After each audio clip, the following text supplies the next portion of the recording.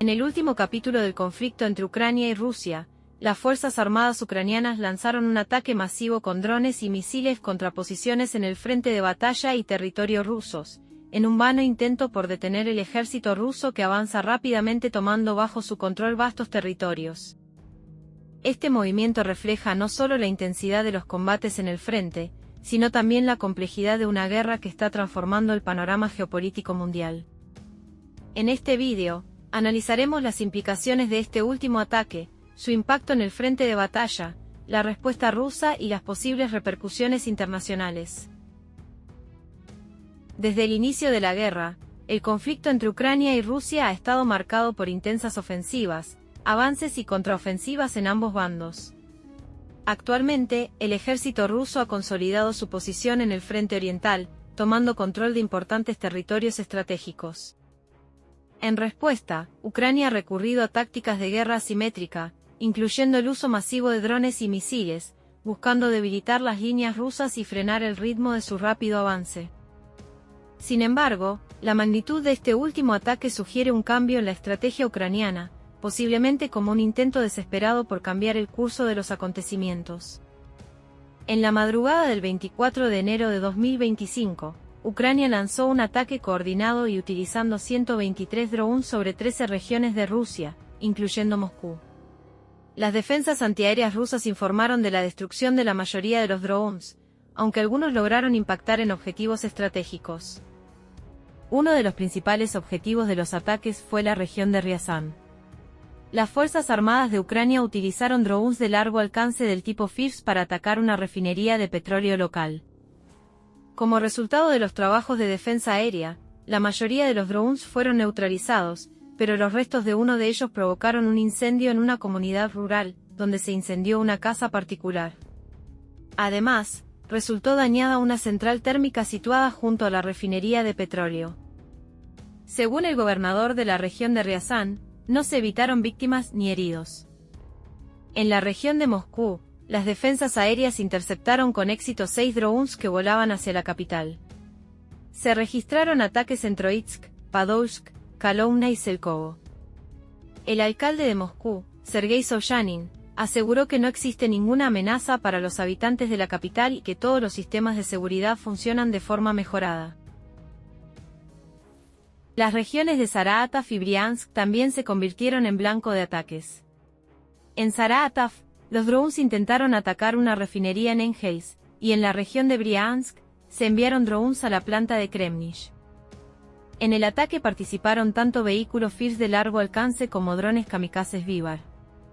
Según información preliminar, los trabajos de defensa aérea evitaron consecuencias graves, sin embargo, en algunas zonas se registraron daños a la infraestructura. La magnitud de los ataques llevó a la suspensión temporal de las operaciones aeroportuarias en varias ciudades, incluidas Moscú, Domodedovo, Zhukovsky y Vnukovo, Kazán, Nizhnekamsk, Penza, Saratov, Ufa y Samara. Las restricciones se introdujeron para garantizar la seguridad del tráfico aéreo y prevenir posibles riesgos.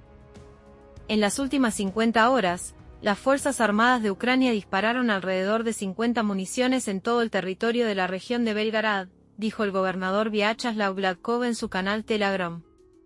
Los ataques afectaron a varias zonas de la región, dañaron infraestructura civil e hirieron a una persona. En la región de Belgorod se registraron 3 ataques, durante los cuales se dispararon 25 municiones contra la aldea de Okiorsky, así como contra las aldeas de Surablevka, Otradnoye, Solntsevka, Ustinka, Chayki y Yasny Zori. Al mismo tiempo se produjeron 10 ataques con drones, 6 de los cuales fueron derribados con ayuda del sistema de defensa aérea. En la localidad de Okiorsky un civil resultó herido como consecuencia de la detonación de munición, fue hospitalizado en el Hospital Clínico Regional, donde recibe toda la asistencia necesaria. También resultaron dañados 2 viviendas particulares, un coche, un inmueble comercial y un tendido eléctrico.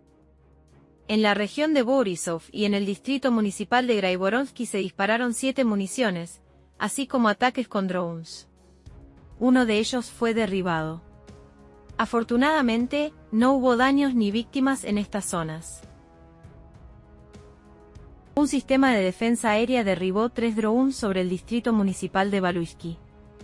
En el distrito de Volokhonovsky, se dispararon 3 proyectiles de artillería contra la aldea de Steri. Según el gobernador, tampoco hay destrucción ni víctimas en este territorio. El distrito de Krasnoyarutski fue objeto de 3 ataques con 16 municiones. También se registraron 2 ataques con drones, uno de los cuales fue derribado. No se reportaron víctimas ni daños en la zona. En la ciudad de Sebekino, así como en las aldeas de Muram y Teresovka, así como en las aldeas de Mukin y Pankov, se dispararon 12 obuses. Además, se registraron 9 ataques con drones, que fueron neutralizados. Como resultado del bombardeo en esta zona, según el gobernador, también se evitaron consecuencias graves. El Ministerio de Defensa ruso anunció la interceptación de 11 drones ucranianos frente a las costas de Crimea. El Ministerio de Defensa ruso informó que el 25 de enero de 2025, las Fuerzas de Defensa Aérea en servicio detectaron y destruyeron 11 vehículos aéreos no tripulados, UAV, lanzados desde Ucrania. El incidente ocurrió sobre el Mar Negro, cerca de la costa de la República de Crimea, entre las 10:45 y las 11:20, hora de Moscú. Los expertos señalan que la elección de los objetivos de los ataques, incluidas las instalaciones industriales y energéticas, indica un intento de socavar la infraestructura crítica y crear una atmósfera de tensión en las regiones de Rusia. La escala y coordinación del ataque indican el uso de equipo avanzado y una estrategia cuidadosamente pensada. Como muestra, Ucrania ha intensificado sus ataques contra instalaciones clave en Rusia. Recientemente, se llevaron a cabo operaciones contra una refinería de petróleo en Ryazán y un depósito de combustible, así como contra una fábrica de componentes electrónicos para misiles en Briansk. Estos ataques buscan debilitar la capacidad logística y militar rusa. Los ataques ucranianos han afectado significativamente a la industria petrolera rusa, con una caída del 9,1% en las exportaciones marítimas de petróleo en 2024. Las operaciones con drones han dañado refinerías clave, reduciendo el flujo de exportaciones y evidenciando la vulnerabilidad de estas infraestructuras. Ucrania, con el respaldo de potencias occidentales, desde el inicio del conflicto, ha adoptado tácticas asimétricas, como ataques de precisión con drones y misiles suministrados por aliados. Sin embargo, esta última ofensiva masiva marca un giro en la estrategia, reflejando la urgencia por frenar un avance ruso que amenaza con cortar rutas críticas de suministro y aislar a las fuerzas ucranianas en ciertos frentes. El ataque también apunta a posiciones en territorio ruso, lo que demuestra una ampliación de las tácticas de presión. Pero, la reciente incursión en territorio ruso podría tener otros propósitos: distraer a las fuerzas rusas del frente principal y presionar psicológicamente a la población rusa.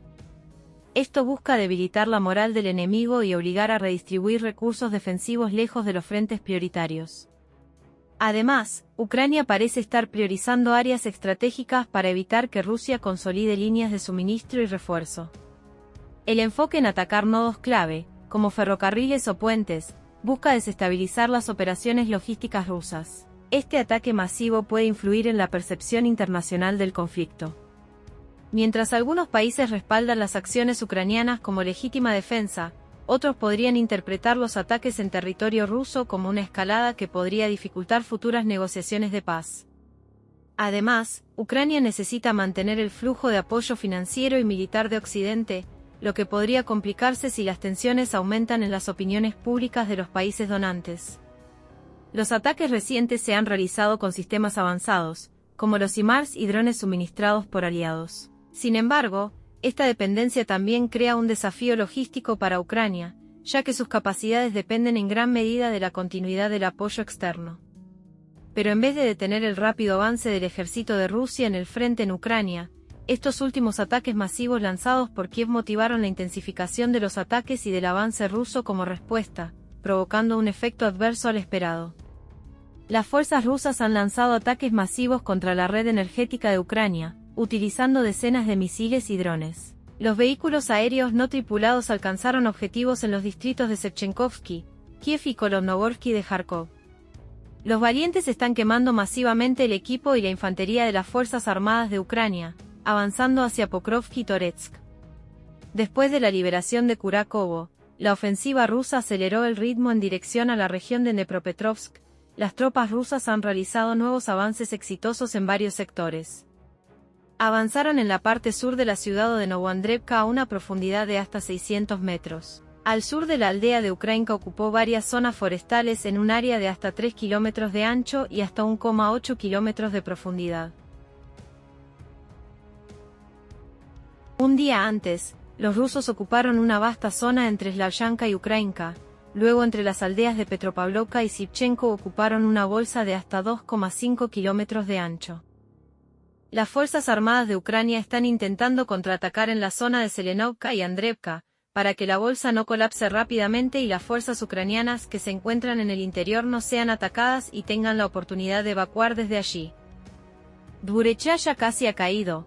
El ejército ruso está ampliando su cabeza de puente a través del río Oskol, acercándose a Kupiansk. En dirección a Kupiansk, las fuerzas del grupo de tropas oeste han estado rompiendo las defensas de las fuerzas de Ucrania en la aldea fortificada de Dvurechaya, que es importante para Kiev durante los últimos días. Los combatientes rusos también continuaron los ataques en la parte central, al norte y al sur del río Nizhnyaya-Dvurechaya. Los analistas militares ucranianos escriben que Dvurechaya prácticamente ha sido tomada por el ejército ruso y en la zona se está desarrollando una situación peligrosa para los ucranianos.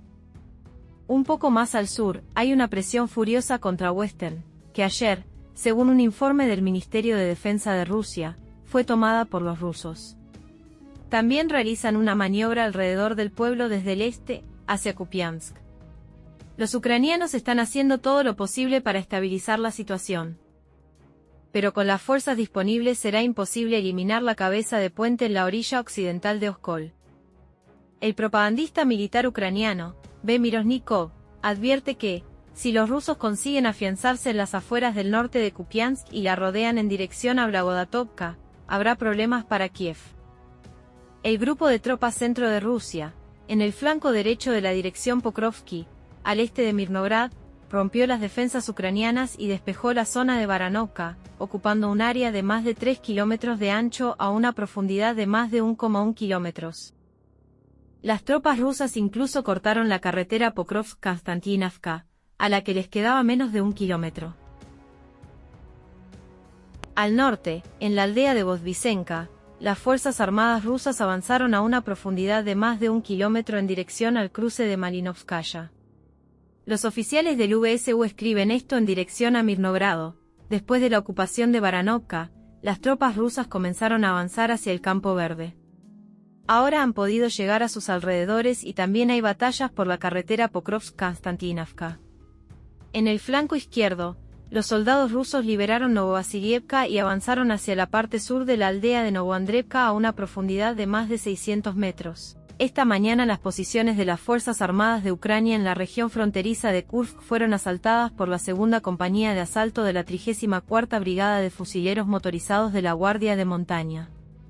Durante el atrevido ataque, los combatientes rusos irrumpieron en las trincheras de las Fuerzas Armadas de Ucrania, les arrojaron granadas y las limpiaron de militantes. Las unidades del grupo de tropas del centro continuaron avanzando hacia las profundidades de las defensas ucranianas y liberaron los asentamientos de Petropavlovka, Vozdvisenka, Volkovo, Solenoye, Timofeevka y Shevchenko de la República Popular de Donetsk.